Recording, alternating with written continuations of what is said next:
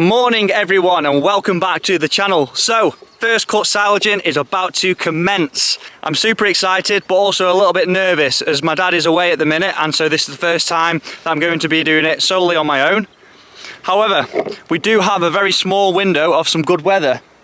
So as you can see, today is good, tomorrow also is good, and Saturday also is good, and then the rain starts again. And so I need everyone at home watching this video, please keep your fingers crossed and hope that that weather stays the way that it is. The UK weather forecast has a habit of saying one thing one day and then the following day saying something completely different. So let's just hope it stays good weather. Obviously I can't bring in wet silage. If I bring in wet silage, it goes off in the clamp. But I've made the call with the contractors now, I'm committing to it.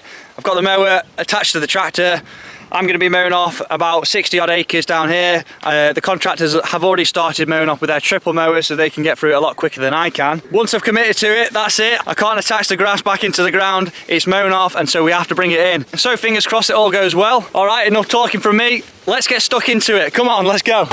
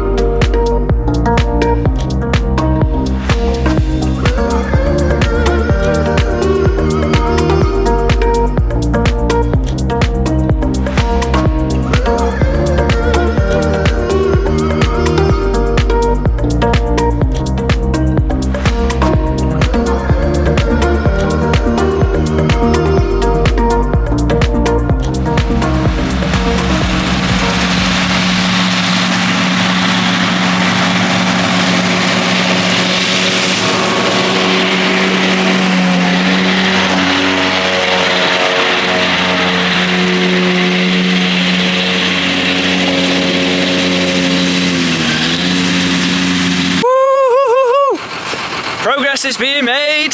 We're on the last field. So only got another about 15 acres left on this field to mow, and then that is all 192 or 93 acres mown off. Good.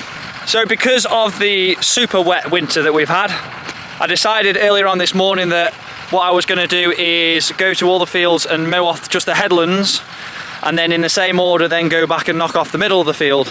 And the reason for that is because when we're going up and down the middles we have to turn on the headland, and if the ground was wet or soft then we were going to create big ruts into the field and also chew up soil, which then goes into the silage. So I didn't want that to happen. However, it turned out that the fields were actually surprisingly quite dry, so I probably didn't need to do it, but I've done no harm by doing that anyway. But you can see a massive difference in the colour of the grass. So I'm not sure how much you guys can see this through the camera, but I'll show you anyway. These are the swaths that I mowed off this morning, and it's gone quite a nice dark green colour. And then these are the swaths that I mowed off just now. Much lighter green colour. It is got a bit of damp in it, but a lot less damp than I thought. And then in between the swaths is nice and dry already. So tomorrow we'll be tedding those out and leaving it out in the sunshine to dry. And by tomorrow the middles of the swaths will be super dry, so we're not tedding the swaths out onto wet ground, which obviously we don't want to do. But here's something else for you to scratch your head over, and I honestly can't put my finger on it. So I'm not too sure if you can see it quite easily from this angle, but in a minute I'm going to get the drone up in the air and I'm sure you'll see it much easier then. but for some reason there's a very clear, obvious patch of grass in this field. It probably stretches about 15 metres that way and then the full length of the field this way. It's noticeably a lot taller and thicker than the rest of the field. And why that is, I have no idea. The field was reseeded 3 years ago and we didn't notice any difference for the previous 2 years. It's not had any muck and it's all had the same amount of fertiliser. So why is this patch here behind me much longer than the rest of the field? I've no idea. But if anyone else has got some ideas, just drop them in the comment section below and let me know. Right, anyway, that's enough talking from me. We're on the final stretch now. Time to get the rest of this field knocked off and then I can knock off. Let's go. I mean, you can already see how long this grass is, just compared to how it is on the tractor wheel there. I'll open this rear window and you can see what it looks like on the mower.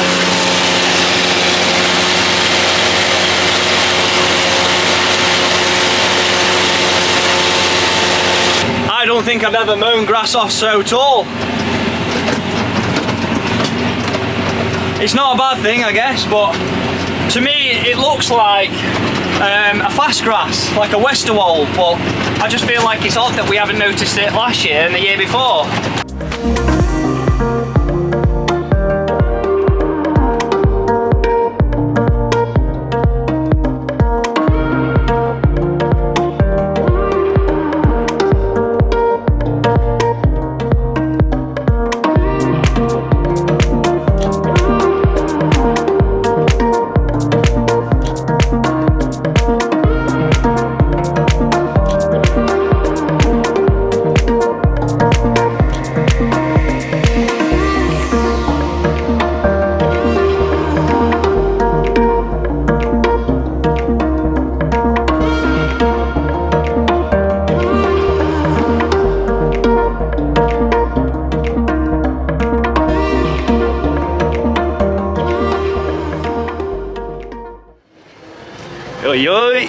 So day 2 of first cut silaging job. I've just been to the field and done my last load of zero grazing, so I brought the zero grazer back as the rest of the field has now been mown off for first cut, so there is no more grass to zero graze.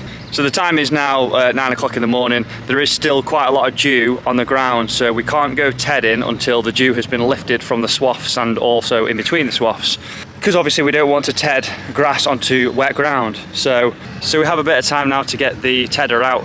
I also have a branch to chop down because there is a branch that's getting in the way of getting into one of the fields. So let's get stuck into it. Young Joe is chopping down a branch that's getting in our way, getting in one of the fields. So just having a quick look at the crop now. It's looking nice.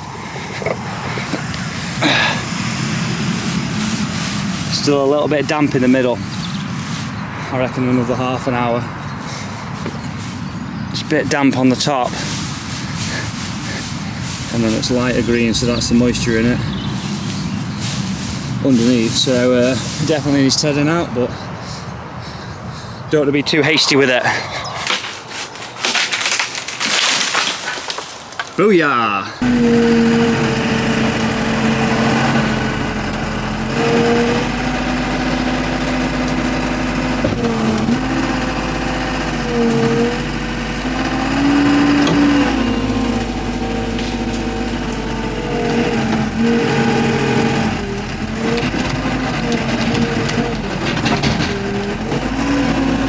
Sorted. You can say that. So just a quick check over before we set off down the fields. We're just going to check the tyre pressures. It clearly opens out alright, so, and it was greased before it was put away last year, so hopefully it all works okay. But generally the tyres do lose a bit of pressure through the winter, so stick a bit in those and then we'll have a quick brew and we're going to go. So here we are, we're in one of the silage fields. This is going to be probably more than likely the first field that we chop tomorrow. I'm here with the tedder and coming to have a look at the grass. It's super dry on top, and it's actually honestly quite dry underneath. I'm shocked. I really am, I'm shocked. There's a little bit of wet in it there. That, it's debatable whether I should even ted this. It's quite light, this field is. As you can see, the swaths are, you know, quite flat. So there's not really a great deal of grass on it. I don't want to get it too dry, because if I get it too dry, then it's difficult to compress down when it gets into the clamp. But I definitely don't want to bring it in too wet, because there is potentially still a little bit of nitrogen in this grass, because I only spread 2 weeks ago. So the trick is to get it dry enough that it doesn't go butyric in the clamp. But like I said, I don't want it too dry, because then I can't actually squash it down in the clamp. So honestly, I'm shocked. I'm so shocked that the grass is so dry and the fields are carrying so well. I mean, given the fact that we've had such a wet winter, I thought I was going to have to ted everything. I'm probably more than likely ted some fields twice. But here we are, and I'm stood in the field with the tedder, debating whether I should even do it. Me and young Joe have been to the 3 sort of heaviest fields this morning, and we tedded those out because I wanted just to give us the option, if we needed to, ted them out for the second time. But I don't think we will need to. Yeah, what to do. So when the contractors come with the rowing up machine, he'll probably row about 6 of these rows into one, and that in itself kind of turns over the grass a little bit and makes it a bit sort of taller off the ground and fluffy. And with this wind and heat that we've got at the minute, that might just be enough for this field. If I go in and ted it now, and then the rowing up machine comes along and he turns over a second time, I feel like this is going to be too dry. What I'm going to do is I'm going to give him a ring and see what time he's planning on coming with the rowing up machine, and then I'll be able to make a decision on that. But this field, I'm not sure. I don't think I'm going to do this field. I'll go and check the other, the big one at the back there. That might need doing, but the one that's behind it, Woodfield, definitely won't need doing, because that was super light. I've got about 100 acres of grass down here, and then the rest of the silaging is on fields that are closer towards the farm. Speaking with the contractors this morning, and he tells me that I've only got the 6-7 ferriers that I need for this land, because it's so far away from the farm. I need a good 6 or 7 to keep the chopper going.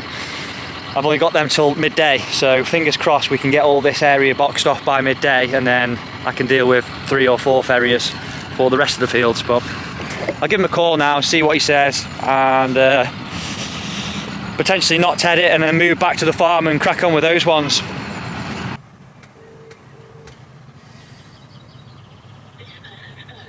No answer. He's a busy guy this time of the year. Oh, it's giving me a headache thinking about this, because it's all on me. My dad's in Canada. I can't even, it's the middle of the night and I have a ring him. Can't even ring him up. But I don't need to, I'll leave him in peace. I'm just going to jump on the tractor and go and have a look at the other field while I'm here.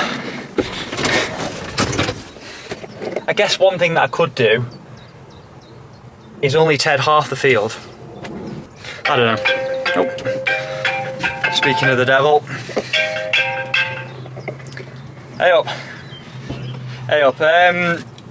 Are you planning to row some of it up tonight? All of Vernon's? Alright, Sam. What time do you reckon he'll be coming, the rake? Because I'm just sat on Parkfield now, and it's like, it's debatable, to be honest, whether it even needs tedding.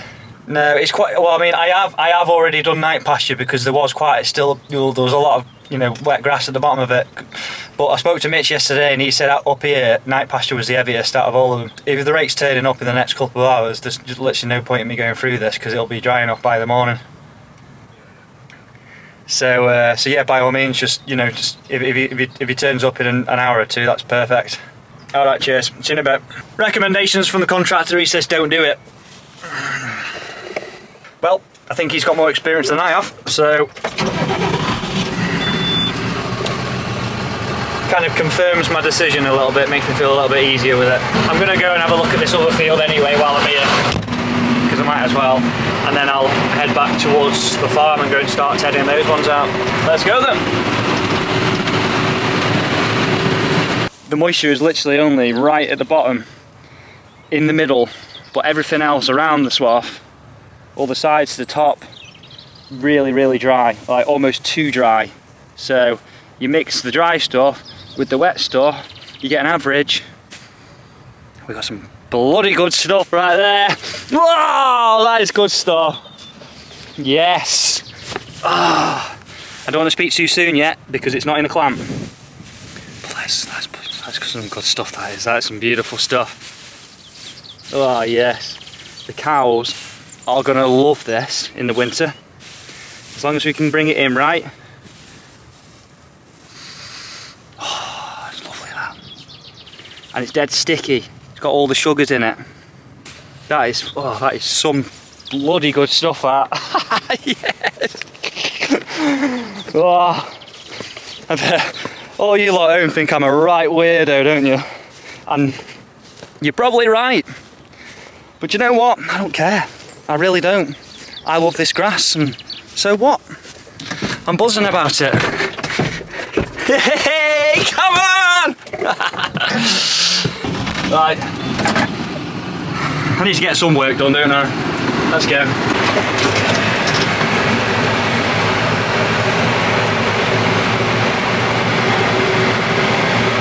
Well, it looks like I've actually got something here to ted. I'm glad I've got at least one field to ted, because then I can show you what the tedding's all about. I'm going to go through it, I'm going to ted it, but I'm not going to be too particular about it, just so you know.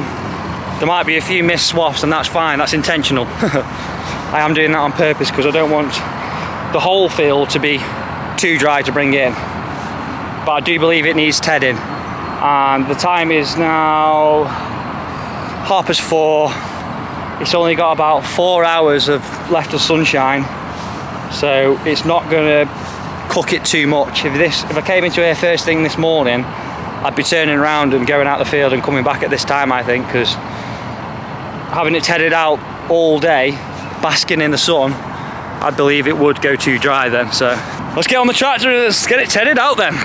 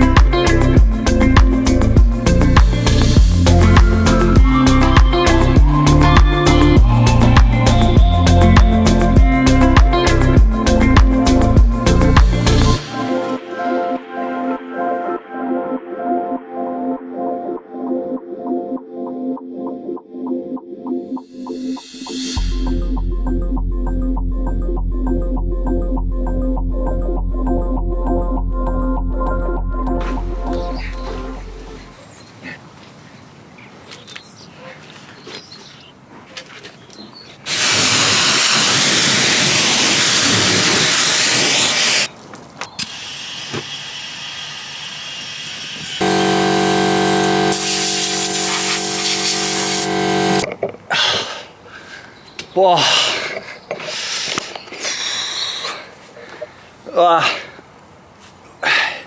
It's definitely warm enough.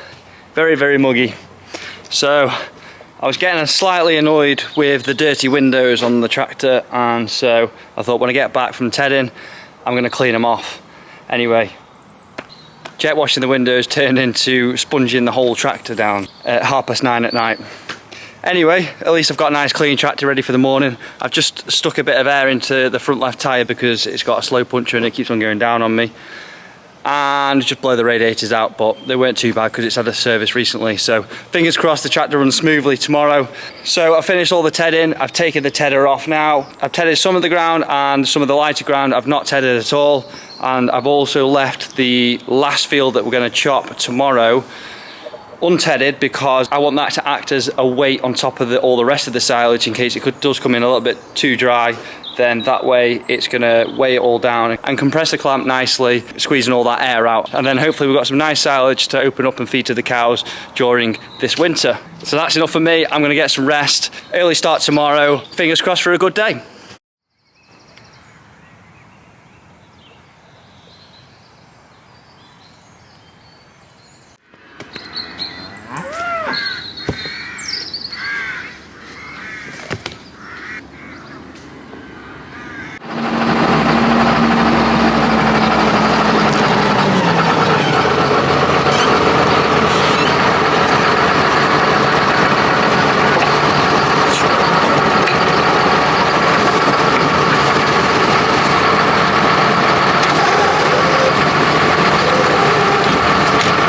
Good morning, and what a beautiful day it is, ready for chopping day. I'm just down here on the field that we're going to be chopping last today, just to check, because I didn't ted this last night. I wanted to leave this field with quite a lot of moisture in it to act as the weight to push down on the silage clamp. I've come down here this morning just to make sure that I don't need to ted it, and I'm happy that I don't need to ted it. I'm just hoping that the chap that's on the rake can come fairly early and be well ahead of the chopper to row it all up, because rowing it up does turn it over a little bit. That will dry it out just ever so slightly because it fluffs it up, and obviously it turns it over, and then it gets to bask in this beautiful sunshine that we've got today. Wow, what a day. But the time is now 6:45 in the morning. I've mixed the ecosile up, got my trailer hitched up, cleaned the tractor last night, blowed all the radiators out, pumped the tyres up, so we're ready to go, I think. I'm just gonna head back to the farm now, grab some breakfast and give the contractors a call, see where he's up to, and potentially head down. Oh, arriving at the fields now, and the chopper's already here. He's beat me here. First chopping of 2024. I've just spoken with the chap that's on the chopper now and asked if he can select the longest chop length possible, because we had a problem with the clamp last year collapsing, so we're not sure if it is that, but we're hoping so.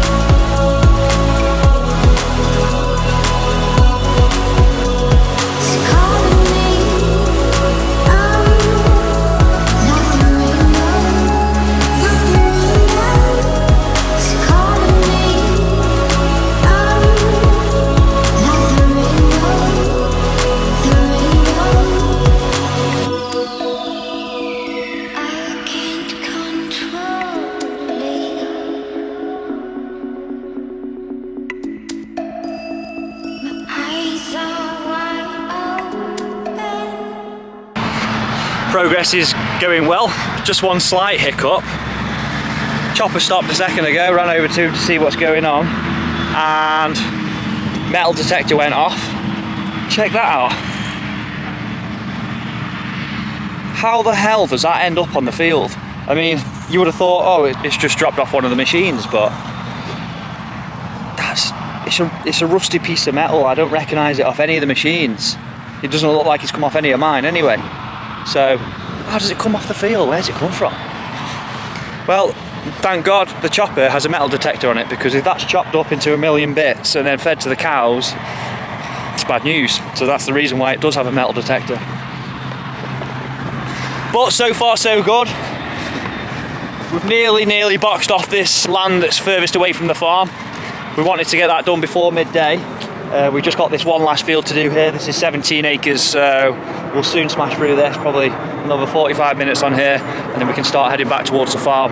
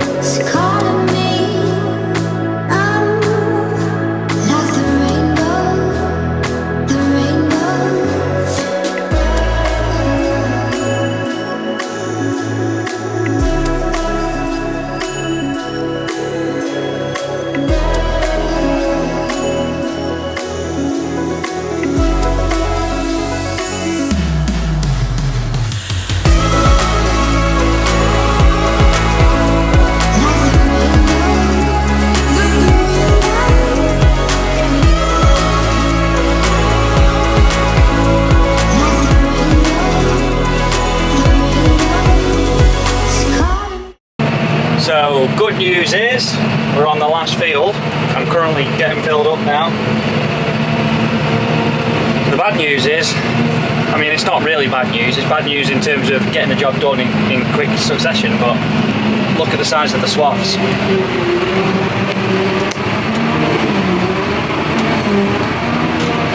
We are currently doing 2.7 miles an hour. Now this is the patch of grass that was super long when I was mowing it off. And this is now what it looks like in the swaths. Huge! But only about 10 acres left to go out of 192.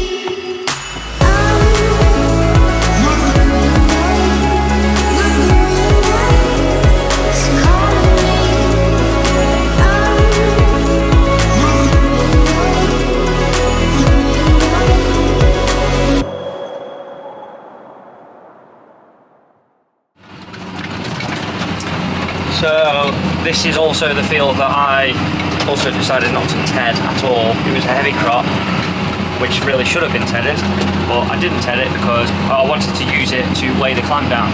And so, best decision ever. Best decision ever. In fact, in hindsight, I think I probably, if I could go back and do it again, I would probably not ted anything. I just thought that with it being such a wet winter, there was going to be like a lot of moisture being held in the grass. I also didn't take into consideration, well, I didn't know that there was going to be quite a lot of wind today. It didn't actually say it on the forecast. It said there was basically no wind, but there was a 10 miles an hour wind, which helps out dry the crop a little bit more, just that little bit more. So at peak it was 23 degrees with a 10 mile an hour wind. I mean, that's just mega dry conditions, that is. So all in all, I'm chuffed, really chuffed with how it's going. Time is now 5:30. We started at 8 o'clock this morning, or a little bit before, and yeah, we're nearly finished. Probably just going to finish and have a beer and then put the sheet on in the morning. Look at that.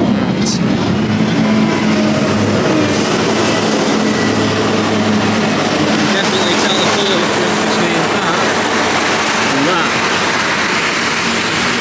Can you tell the difference? Look how much darker green that is. This is more of a sort of pasty colour. But there's a lot of moisture in there. It sticks together in a ball. Hey, that is all the grass chopped. No more to do. I'm just going to drop my trailer off, head back to the farm, drop my trailer off, and give the butt brake guy a hand to flatten the silage. I need to roll it all, squash it all down, and then it'll be ready for sheeting up in the morning.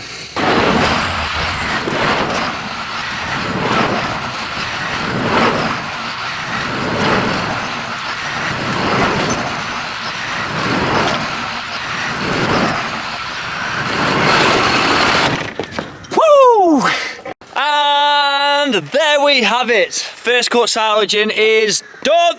It's all in the clamp. The only thing we need to do now is put the sheet on. That's the boring, miserable part. I will not be showing you that video because it's boring. But all in all, I'm so chuffed with it. I mean, look at it now. Slightly less than I thought it was going to be in the clamp, but not the end of the world because we've got some really good quality stuff in there, and it's on the forecast it's raining for the next 2 weeks, so if I didn't chop it today then I wouldn't be able to chop it for another 2 weeks, and so the grass would continue to grow, and so yes, we would have more in the clamp, but the quality would be worse, and we go for quality, not quantity. So that is 192 acres of grass mown and chopped. Roughly about 600 tons brought in of silage, taking about 8 hours and burning about 1,500 litres of diesel.